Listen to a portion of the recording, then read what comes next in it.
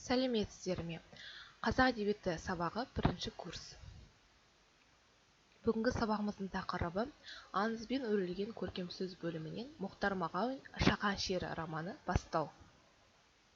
Сабақтың мақсаты Мұхтар Мағауиннің өмірі мен шығармашылығы туралы мәліметтерді меңгеру, көркем шығармадағы кейіпкерлер образын таба отырып, шығарманың идеясын өмірмен байланыстыру. Мұхтар Мағауин туралы сөз айтпас бұрын, ең алдымен онымен замандас болған жазушылардың пікірлеріне тоқталып өтейік. Жазушы Ғабит Мүсірепов Мұхтар Мағауин ана тіліміздің байлығын оралымды, астарлы, әрі от жалынды, әрі нәзік те биязы бояу сырларын алғашқы адамдарынан бастап-ақ көрсетеді. Тіліміздің оралымдығын тереңдетуге қосқан үлесі аз емес, деп Мағауинге шынайы анықтама берген болатын.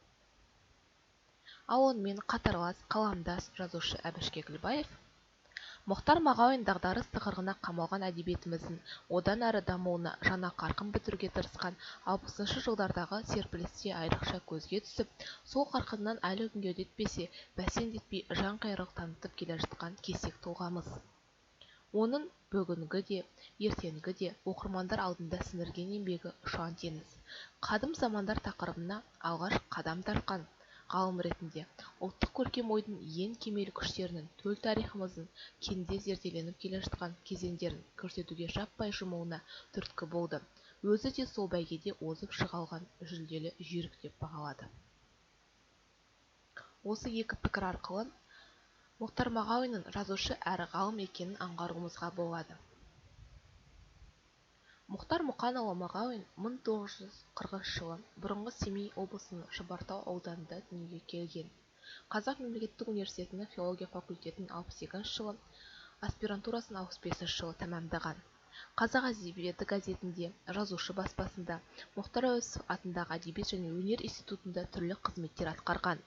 Сонымен қатар Мәскеуде Максим Горький атындағы әдебиет институтында қазақ фольклоры мен қазақ әдебиет тарихы бойынша арнайы лекциялық курстар жүргізген. Кейін жазушы баспасының Жұлдыз журналының бас редакторы және Қазақстан жазушылар одағы басқармасының хатшысы қызметтерін атқарды. Аспирантурада оқып жүрген кездерінен бастап-ақ әдебиет зерттеушісі ретінде танылған Мұхтар Мағауин 67 жылы 15-18 ғасырлардағы қазақ ағаш жырауларының шығармашылығын тақырыбында кандидаттық диссертация қорғады. Осы зерттеулердің нәтижесінде поэты Қазақстан антологиясы, Қобыз сарыны, ғасырлар бедері, тасқа басылған қолжазбалар атты монографиялары шығарылды. Жазушының тарихи тақырыптар жазған көркем шығармаларынан да оны зерттеушілік қыры көрініп тұрады. Жазушы әр жылдары Көк мұнар, Көк кептер, Аласапыран, Шақан шері, Мен, Шыңғыс ханның шарапаты, Жармақ, Шыңғыс хан және оның заманы атты ірі прозалық шығармаларын ұсынды. Бұл туындылар орыс және бірнеше шетел тілдеріне аударылған. Мұхтар Мағауинге Аласапыран тарихи роман дилогиясы үшін Қазақ КСР-ның Абай атындағы мемлекеттік сыйлығы берілді. Ол Қазақстанның халық жазушысы, Түркияның халықаралық түрік дүниесіне қызмет сыйлығының, Қазақстан Республикасы Тарлан сыйлығының лауреаты болып саналады. Мұхтар Мағауин еңбектерін саралап қарағанда бірінші кезекті шағын әңгімелерін атауға болады. Оның ең алғаш жарық көрген Кешқұрым, Тіленші, Алты бақаннан соң, Әйел махаббаты, Жаңылысу, Тарпан, Күтпеген кездесу, Тұлымханың бақыты, Менің балаларымның туысқан ағасы, Қияндағы қыстау, Иесіз, Алтын тіс, Шеше, Өткінші, Тәртіпті азамат, Әбдіғаппар сері, Биік үйдегі бөрібасар сияқты әңгімелері шағын жанрдың талап тілектеріне сай бас-аяғы жинақы жұп-жұмыр дүниелер. Жазушы шығармаларынан символиканы аңғаруға болады. Қоғам мен өмірге деген көзқарасын Жыланды жаз, Құмырсқалар көтерілісі хикаяттарында жануарлар тіршілігімен көрсетсе, кейін оны Шақан шері романында жалғастырды. Бұл туындыларда ұлттық салт-дәстүр әр қырынан суреттеліп, адам бойындағы сан алуан құбылыстар хайуанаттармен қарым-қатынаста ашыла түсті. 1960 жылдары экология мәселесі әдебиетте ерекше қарқынмен көтеріле бастады. Қазақ жазушыларының бір бөлігі қоғамдық экологиялық өзгерістерді халыққа әдеби тіл мен образдар жүйесімен шебер жеткізе білді. Бұл қатардағы Мұхтар Мағауиннің Шақан шері романы көтерген мәселе көлемі жағынан да, көркемдігі жағынан да ерекше орын алады. Шақан шері романы экологияны қорғауға ат салысып жазған ең үздік шығармаларының бірі. Романы ерекшелігі Шақан мен жолбарыс образдарын байланыстыра суреттеу арқылы адам мен табиғат арасындағы байланыстың үзілуін көрсетеді.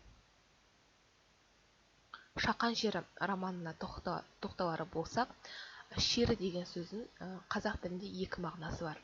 Бірі, яғни көне сөз, парсы тілінен аударған кезде жолбарыс деген мағынаны білдірсе, екіншісі қайғы қасірет, мұң зар деген мағынаны білдіреді. Шығармада мені жолбарыс жүректі Шақан деп атайды бүкіл жетісу. Шақан шері менің атым дейді. Мұхтар Мағауин портрет жасаудың шебері. Оның қай кейіпкерлерін алсаңыз да өзіндік бет-бедері бар, бір-біріне ұқсамайтын келбеттерімен оқшау тұрады. Шақан шері қазақ әдебиетінде бұрын-соңды болмаған кейіпкер. Бастау немесе эпилогқа кіріспе бөлімдегі Шақан образына тоқталайық. Жел қаққан қоңырқай, момақан, тек салқын ұшқын аққан жанар ғана өжет киіп, ер мінезін танытқандай. Байсалды кендік бар. Қайратына, қажырына сенген, ешкімге ырық бермеген, асау жанның салқан бітімі. Бірақ бұл, оң жағынан қарағанда ғана. Сол жақтан. Сол жақ бетте, самайдан иекке түскен, бұжыр-тыжыр, терең, үш қатар тыртық, қиығы кеміс, ызалы шегір көз шапыраштана түйіледі. Ортада жырық. Әппақ, өткір сойдақ тісі жарқырап тұр. Адам шошырлық. Қарсы алдынан қарағанда адам шошырлық. Әйтсе де құбыжық емес, өзгеше тұрпатты пенде. Бұл жолдардан Шақан шері образына тан қалмасқа болмайды. Мейлінше кесек, өзгеше сомдалған тұлға. Автор оның портретін екі қырынан бейнелеп көрсетеді және сол арқылы оны ішкі жан дүниесінде ашады. Бұл бейнеде құбыжық бейнесінде сомдалғанмен, бұл соншалықты құбыжық бітім емес. Бұл ешкімге кеудесін бастырмайтын ар намысты биік адамның болмысы. Мұндай адамның тау қопырардай үлкен ерлік, ірі әрекет күтуге болар еді.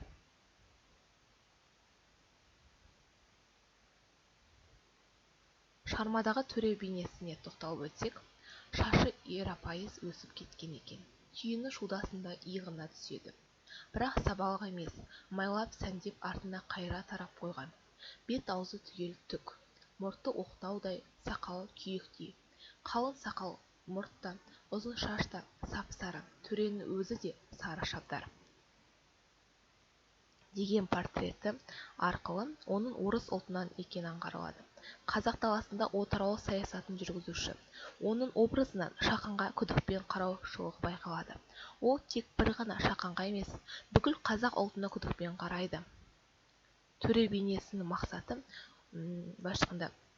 оның мақсаты өз саясатын қазақ жерінде іске асыру. Төренің образы символды. Ол қазақтың ұлттық тарихының, өткенінің, болашағының, ұлттық сипатының жойылып кетуіне төніп тұрған қатер.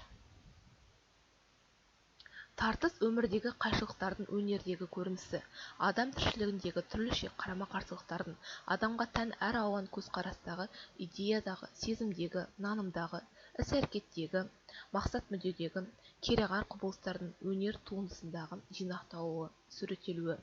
Романда Шақан мен төренің тілмаштың арасындағы тартыстан сол кезеңнің сипаты көрінеді.